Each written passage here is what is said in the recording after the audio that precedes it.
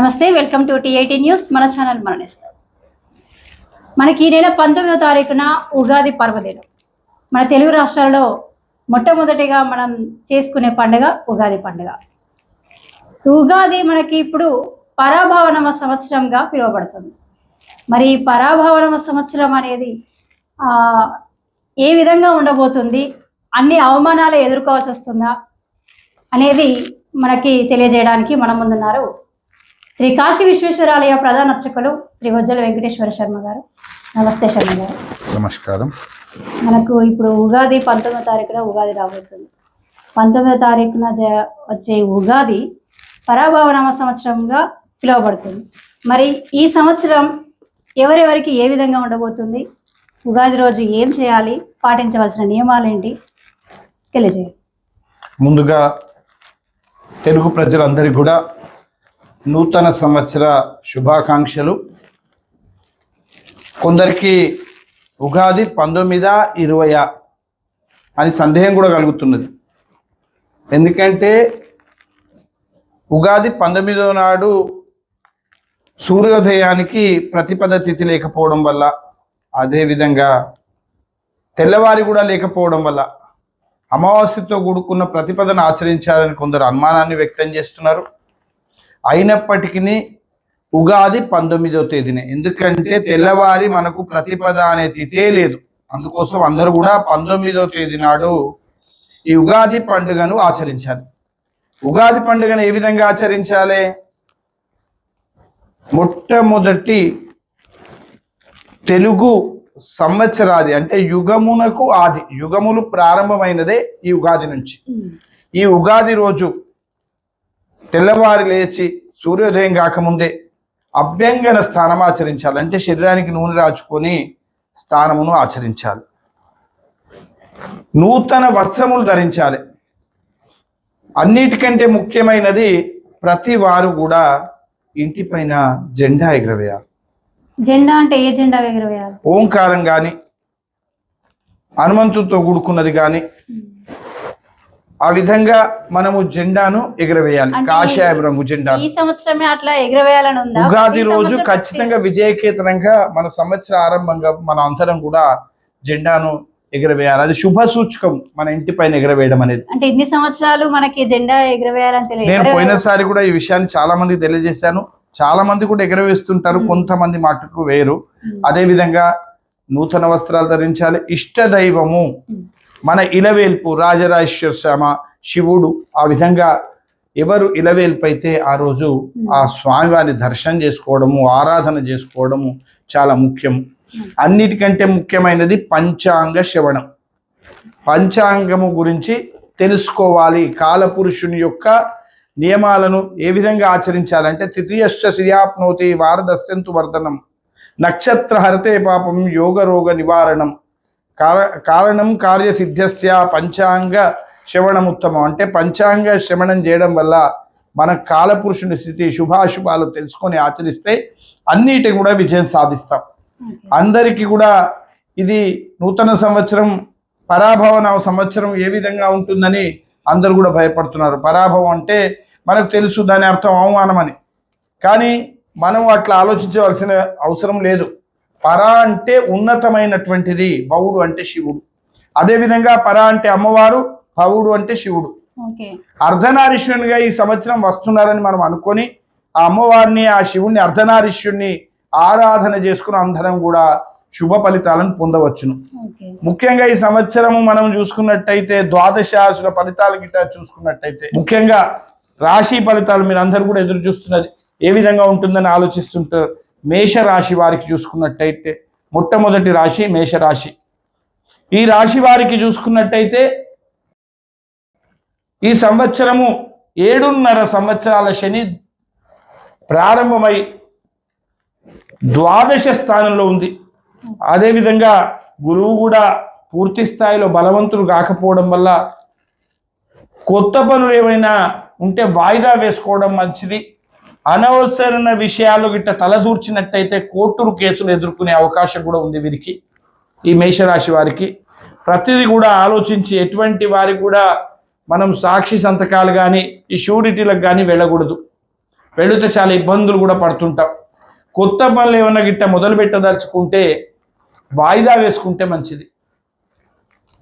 మనము విద్యార్థులు కష్టపడితేనే ఫలితాన్ని కొంతవరకు సాధించగలుగుతారు. ముఖ్యంగా విదేశాలలో ఉన్న వారికి కొంచెం ఇబ్బందులు ఎదుర్కొనే అవకాశం కూడా ఉంటుంది ఈ మేషరాశి వారి సంవత్సరము. ఈ మేషరాశి వారి మరి ఇబ్బందులు అన్ని కూడా తొలగిపోవాలంటే ఏం చేయాలి, ఏ విధంగా ఆచరిస్తే పోతుంది? అన్నిటికి కూడా దైవ బలం వల్ల ఇవన్నిటిని కూడా మనం అధిగమించగలుగుతాం. ఎట్లా ఉన్నప్పటికీ ఈ యొక్క గ్రాచార ఫలితాలు ఎట్లా ఉన్నప్పటికీ మనం దైవ బలం అంటే మనం చేసే పూజా కార్యక్రమాలతో మనం వాటిని అన్నిటి కూడా అధిగమించవచ్చును. మేషరాశి వారికి చూసుకున్నట్టయితే ఈ సంవత్సరము శివారాధన చేయడం వల్ల, అంటే వారికి అధిపతి కుజుడు, శివునికి ఆరాధించడం వల్ల వీరన్నీ కూడా కష్టాల నుంచి దూరం అవుతారు. రుద్రాభిషేకం చేయించుకోవడం కానీ, మహన్యాసం చేయడం కానీ, లఘున్యాసపూర్వకం కానీ, వీలు కాకుంటే అక్కడ రోజు శివాలయం దర్శనం చేసుకున్నా అని మన శుభ ఫలితాన్ని పొందుతాం. ఆ విధంగా ఆచరిస్తే మనము అదేవిధంగా శనికి సంబంధించిన అంటే వీలైతే శనికి జపతర్పణ హోమదానాలు కూడా చేపిస్తే ఇంకా శుభ ఫలితాలు పొందగలుగుతాము. వీలైనట్టయితే గురువుకు సంబంధించిన పరిహారాలు, విద్యార్థులైతే దక్షిణమూర్తి స్తోత్రం పారాయణం చేయడం వల్ల వాళ్ళు కాంపిటేటివ్ ఎగ్జామ్స్లో ముందరికి వెళ్ళగలుగుతారు. ఉన్న అవరోధాలను కూడా అధిగమించి ముందరికి వెళ్ళే అవకాశం ఉన్నది. అదేవిధంగా రెండో రాశి చూసుకున్నట్టయితే వృషభ రాశి. ఈ వృషభ రాశి వారికి ఈ సంవత్సరము అనుకున్న పనులన్నీ కూడా నెరవేరుతాయి తొందరగా.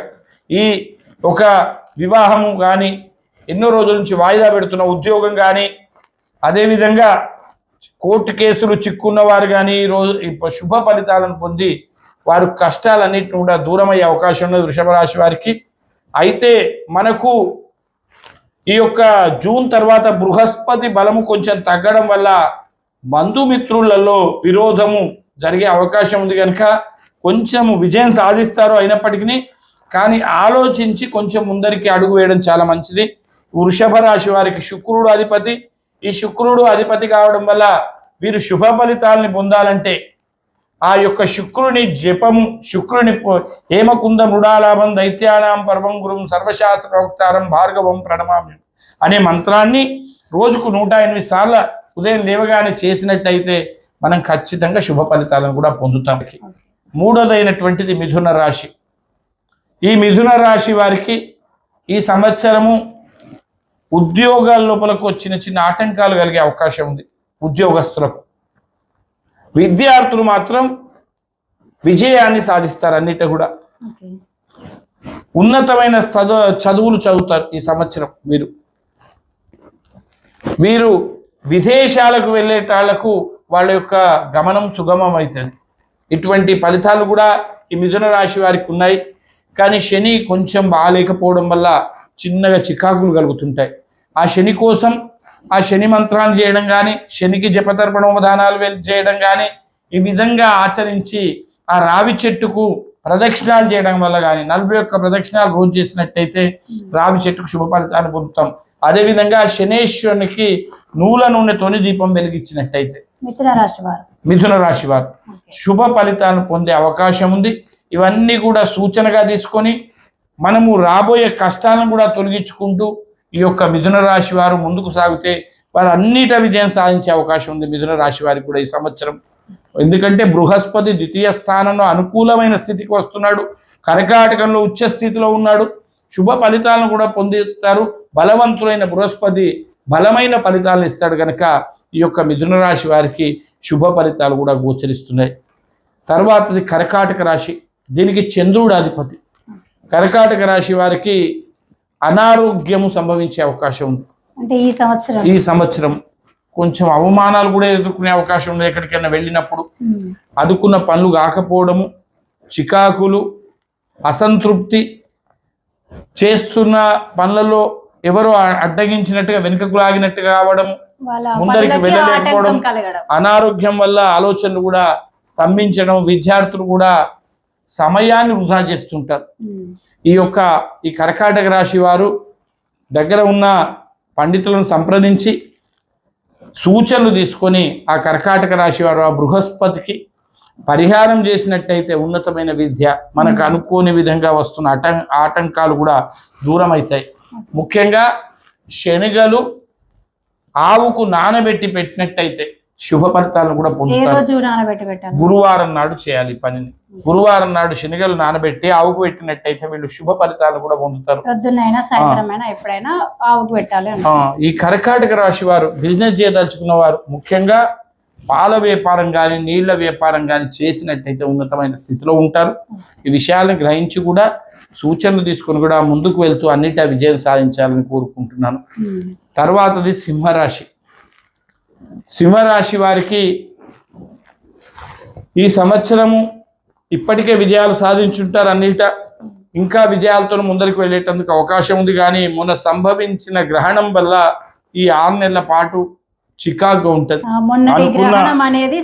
సింహరాశిలో సంభవించడం వల్ల దాని ఫలితం 6 నెలలు ఉంటది కనుక కొంచెము జాగ్రత్తగా మాట్లాడుతుండాలి ఎవరితో మాట్లాడే వరకు. మొన్నటి వరకు శుభ ఫలితాలు పొందిన ఈ సింహరాశి వారికి ఆటంకాలు, శత్రువులు అధికంగా అవడం, ఎక్కడైనా దృష్టి దోషం వాటిల్లడం, మీ మీదనే దృష్టి ఉంటుంది ఎక్కడికి వెళ్ళినా కానీ, దానివల్ల మనకు చెడు ఫలితాలు కూడా సంభవిస్తాయి. కనుక సింహరాశి వారికి ముఖ్యంగా సూర్యుడు అధిపతి, వీళ్లకు కోపం కూడా కొంచెం ఎక్కువ ఉంటుంది. రాశి వారికి ఆధిపత్య ధోరణి కూడా ఎక్కువ ఉంటుంది కనుక కొంచెము ఆలోచించుకుంటూ నిర్ణయాలు తీసుకోవాలి సింహరాశి వారు ఏ పని చేయాలనుకున్నప్పటికీ.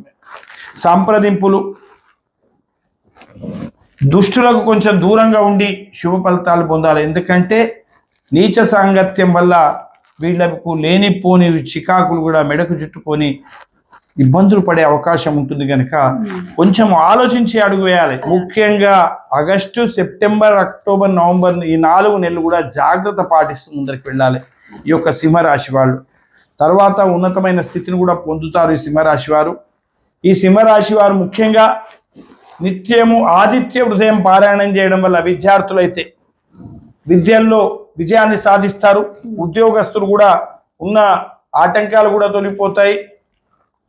రాజకీయ నాయకులైతే శివారాధన వల్ల కూడా శివ ఇచ్చేతే ఐశ్వర్యాన్ని అధికారాన్ని పొందే అవకాశం కూడా ఉంటుంది. ఉన్నతమైన స్థితిని కూడా పొందే అవకాశం ఉంటుంది. కానీ చాలా జాగ్రత్తగా మాట్లాడుతూ ఆలోచిస్తూ ప్రతి విషయాన్ని కూడా సున్నితంగా ఆలోచించి నిర్ణయాలు తీసుకుంటే అన్నిట కూడా ఈ సింహరాశి వాళ్ళు కూడా ఈ సంవత్సరం విజయం సాధించే అవకాశం ఉంటుంది. తర్వాతదైనటువంటి కన్యారాశి వారు. కన్యారాశి వారికి ఇంతకాలం కూడా ఆటంకాలు, కానీ వీళ్ళు స్వభావరీత్యా వీళ్ళకి అధిపతి బుధుడు. వీళ్ళు సున్నితమైన మనసు కలిగి ఉంటారు. వీరికి కోపం తక్కువగా ఉంటుంది. కన్యారాశి వారికి ప్రతి దాంట్లో కూడా ఆలోచించి నిర్ణయాలు తీసుకుంటారు ఈ కన్యారాశి వారు. ఈ కన్యారాశి వారికి ఈ సంవత్సరము ఇంకొక 4 నెలల పాటు ఓపిక పట్టినట్టయితే వాయిదా వేసిన పనులన్నీ కూడా పూర్తవుతుంటాయి.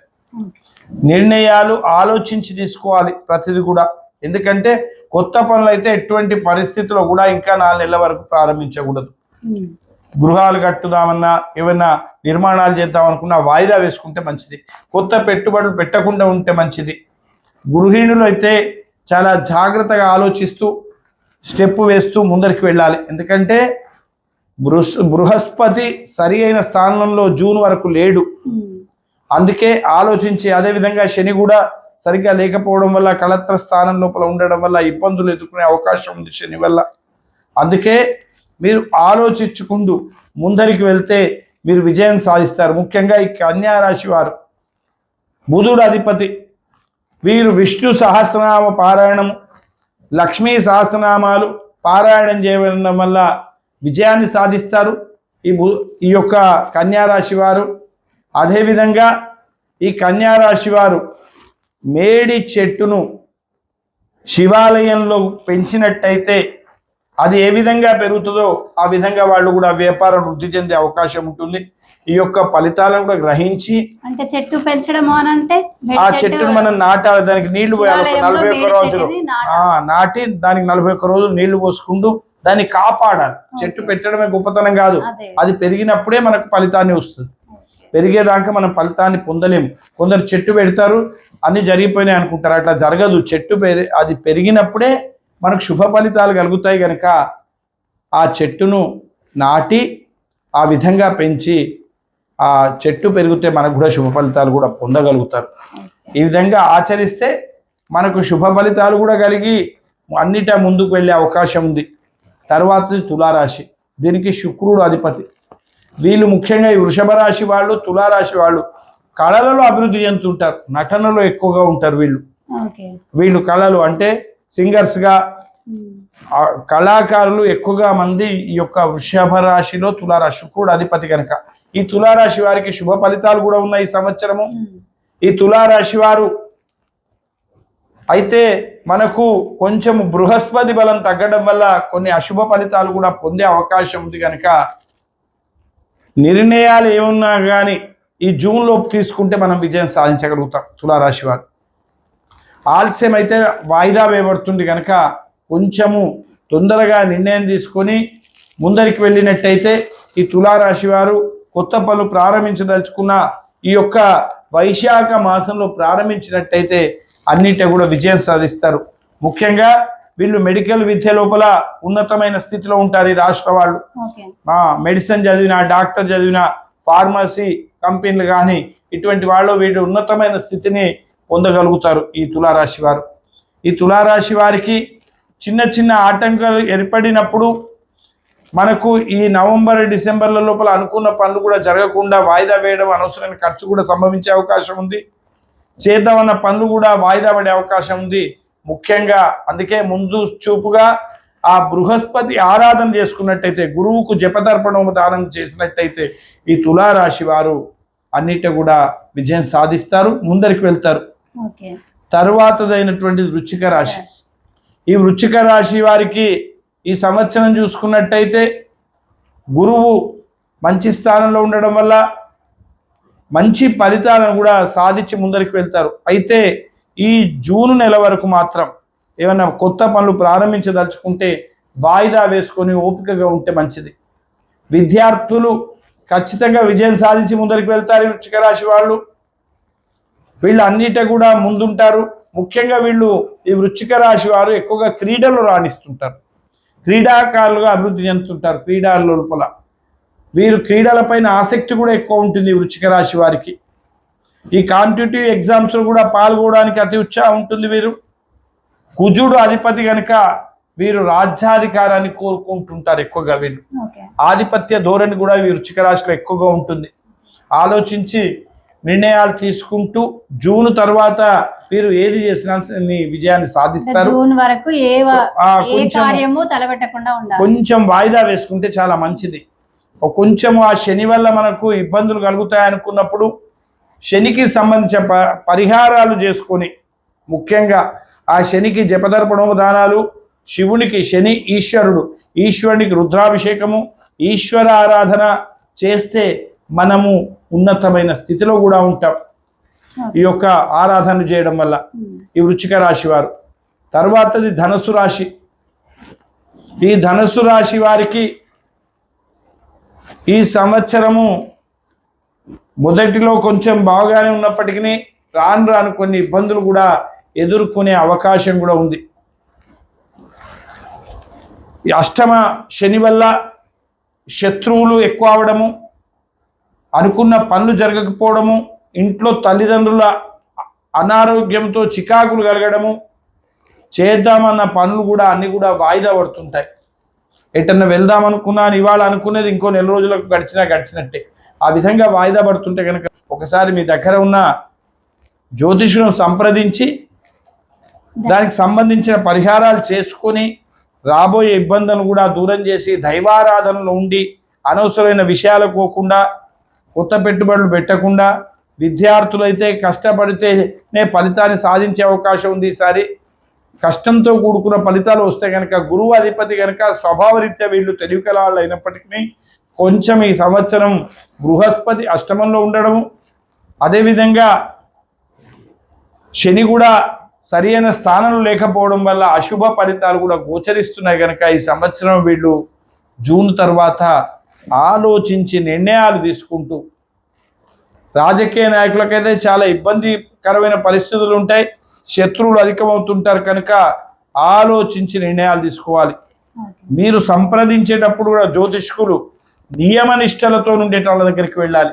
ఎవరి దగ్గరికి పడితే వాళ్ళ దగ్గరికి వెళ్ళి ఫలితాలను చూపించుకుంటే, ఎందుకంటే ఆ రోజు శివుడు శాపం పెట్టాడు, జ్యోతిష్యం అనేది దుర్మార్గుల చేతిలో విద్య ఉన్నట్టయితే అది సత్ఫలితాలను ఇవ్వదు, అది చెడు వాటికి యూజ్ చేయబడుతుంది కనుక, ఉపయోగించబడుతుంది కనుక మీరు కూడా అది ఎవరైతే ధర్మాత్ములు ఏ విధంగానైతే దైవారాధనలో ఉండి సక్రమంగా కార్యక్రమాలు నిర్వహిస్తారో వారి దగ్గరికి వెళ్ళి ఫలితాలను చెప్పించుకున్నట్టయితే మనకు శుభాలు కూడా కలుగుతాయి. ఈ విషయాన్ని గ్రహించి మనం ముందరికి వెళ్తే చాలా బాగుంటుంది. ప్రతి విషయంలో కూడా ధర్మ నడుచుకునే వారి దగ్గరికి వెళ్తేనే మనం చక్కనైన ఫలితాలను కూడా పొందగలుగుతాం. అదేవిధంగా తరువాతది మకర రాశి. ఈ మకర రాశికి అధిపతి శని. ముఖ్యంగా వీళ్ళు మైనింగ్ రంగంలో అభివృద్ధి చెందుతారు, ఆటోమొబైల్స్ రంగంలో అభివృద్ధి చెందుతారు, ట్రావెల్స్లో అభివృద్ధి చెందుతారు. ఈ విధంగా వీరు ఈ యొక్క మకర రాశి వారికి సారి ఉన్నతమైన స్థితిని, ఉన్నతమైన పదవులను పొందే అవకాశం ఉంది. మకర రాశి వాడు అన్నిటి కూడా విజయాన్ని సాధించే అవకాశం ఉంది, ఒకటని కాదు. వీరు ముఖ్యంగా పట్టుదలతో ఉంటారు. ఈ మకర రాశి వాళ్ళు ఒకళ్ళు చెప్పిన మాట వినరు, వాళ్ళు చెప్పిందే మనం వినాలన్న విధంగా ఉంటారు. అయినప్పటికీ వాళ్ళు అధికారంతో ముందరికి వెళ్తూ అన్నిట విజయం సాధించే అవకాశం ఉంది మకర రాశి వారికి.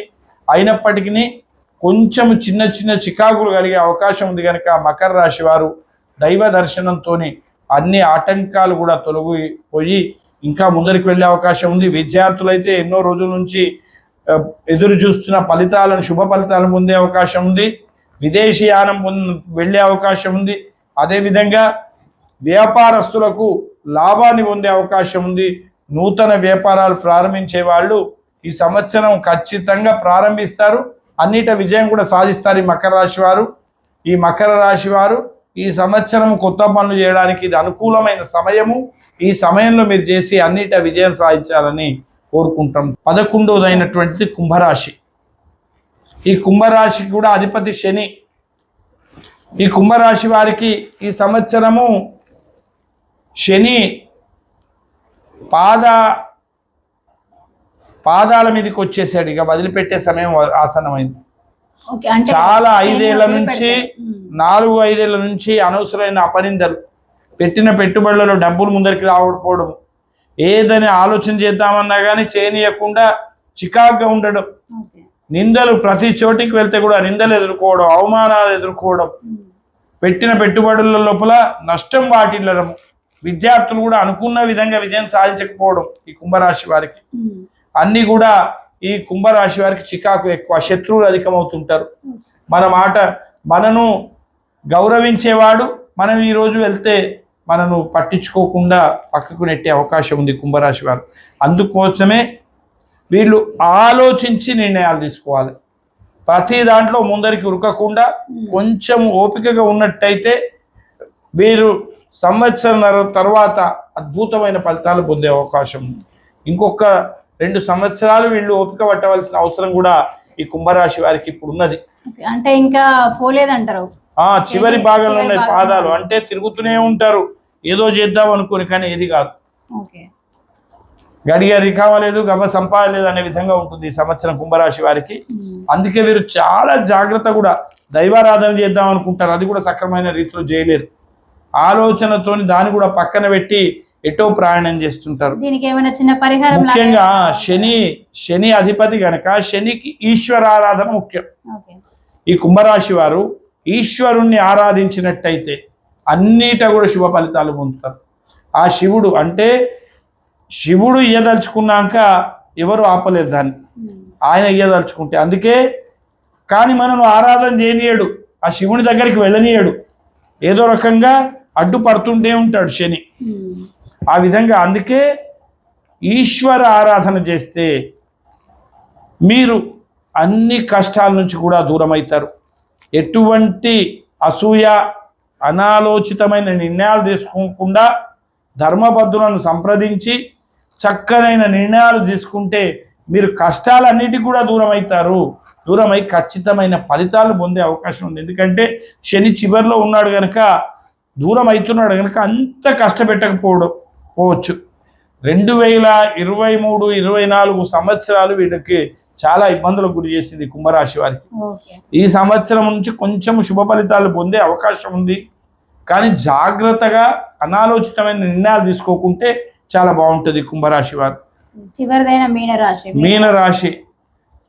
మీనరాశిలోకి శని ప్రవేశించాడు. జన్మంచ దేహపీడ అంటే జన్మంలోకి ప్రవేశించాడు కనుక అనారోగ్యానికి గురి అవుతారు.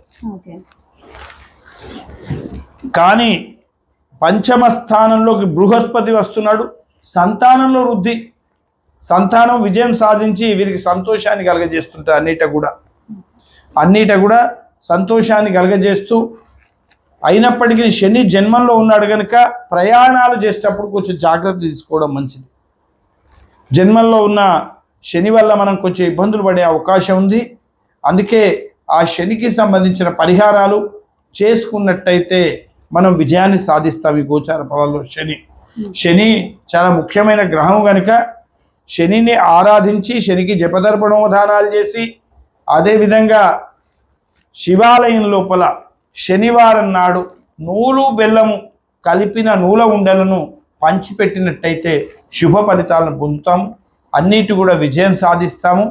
ఈ విధంగా మనము ఈ యొక్క ద్వాదశ రాశుల యొక్క ఫలితాలను ఈరోజు తెలుసుకునే కాకుండా ఆ దైవారాధన చేస్తూ మనకు చిన్న చిన్న ఆటంకాలు సంభవించినప్పుడు ఆ భగవంతుని తలుచుకొని అన్నిటికీ దూరం కావాలని తెలియజేసుకుంటున్నాను. ఈ యొక్క సూచనలు పాటించి ఈ పరాభవనామ సంవత్సరాన్ని అందరూ కూడా, పరాభవనామ సంవత్సరం కాదు, ఇది పరాభవ నామ సంవత్సరంగా, అంటే పర అంటే అమ్మవారు, భవ అంటే శివుడు, అర్ధనారీశ్వరుని సంవత్సరంగా భావించి ఆ యొక్క శివుని ఆరాధన చేసి అన్నిట విజయం సాధించాలని కోరుకుంటూ, ఇంకో విషయం గురువు గారు, అంటే ఇప్పుడు ఉగాది రోజున కొన్ని వస్తువులు తేకూడదు అని అంటారు. కొత్త సంవత్సరం రోజున మనం కొత్త బండి కొనుక్కోవడం కానీ, మనం ఏదైనా కొత్త స్టార్ట్ చేసుకోవడం కానీ చేస్తూ ఉంటాం. మరి ఈ సంవత్సరం అలా స్టార్ట్ చేయొచ్చా? అయితే చాలా మంది తెలియని విషయం ఏంటంటే ఉగాది అనగానే కొత్త వస్తువు కావాలి. యుగాది వైవస్ఫూత మన్మంత్రాలలో యుగాదులు ఒకటి. ఈ రోజు కొత్త పనులు ప్రారంభించకూడదు. చాలా మందికి తెలియదు, ఇది ముహూర్తం కాదు. అదే చాలా వరకు కొత్త సంవత్సరం అని పనులు స్టార్ట్ చేస్తారు. మరి ఇది పనికిరాదు. యుగాదుల లోపల ఆచరించదని మనకు ఏకవింశ దోషాల్లో యుగాదులు కూడా ఒక దోషం. వీటన్నిటిని కూడా యుగాది రోజు ప్రారంభించకూడదు. యుగాది రోజు మనం చేయవలసిన, నేను ఎంతమంది చెప్పాను, ఒకటి ఇంటి మీద జెండా ఎగరవేయడం, అభ్యంగన స్నానం చేయడము, ఇష్టదేవత ఆరాధన, కులదేవత ఆరాధన చేయడము, నూతన వస్త్రాలు ధరించడము, పంచాంగ శ్రవణం అంటే పంచాంగమును దేవాలయానికి వెళ్ళి గురువులు చెప్పిన పంచాంగాన్ని వినడం. ఈ 5 కార్యక్రమాలు చేస్తే సరిపోతుంది. ఇక కొత్త వస్తువులు కొనడము. అదేవిధంగా ఇంకొక విషయం చెప్పడం మర్చిపోయినాను, ఉగాది పచ్చడిని ప్రసాదంగా తీసుకోవాలి. అతి ముఖ్యమైనది ఇది. ఈ పచ్చడి ఏ సమయంలో తీసుకోవాలని ఏమైనా ఉందా? అయితే మనం ఖచ్చితంగా ఉదయం పూటనే, అంటే స్వామి వారికి నివేదన పెట్టిన తర్వాత మనం తీసుకోవాలి ప్రసాదం. అయితే మనం సాయంకాలం తీసుకోవద్దా అంటే తీసుకోవచ్చు, కానీ ఉదయం పూట అంటే భోజనం చేయకముందు మనం తీసుకుంటే చాలా మంచిది. భోజనం చేయకముందు ప్రసాదం, దైవ ప్రసాదం తీసుకున్నాక భోజనం చేస్తే మంచిది. అందుకే దైవ ప్రసాదాన్ని భోజన కంటే ముందు తీసుకోవాలి. ఈ విధంగా ఈ సంవత్సరము పరాభవ సంవత్సర, మరొకసారి తెలుగు వారందరికీ కూడా పరాభవ నామ సంవత్సర శుభాకాంక్షలు. విన్నారు కదండి మన వజ్జల వెంకటేశ్వర శర్మ గారు చెప్పిన విషయాలను. అవి పాటిస్తూ అందరూ సుఖ సంతోషాలతో ఆయురారోగ్యాలతో ఉండాలని కోరుకుంటూ సెలవు తీసుకుంటున్నాం. నమస్కారం.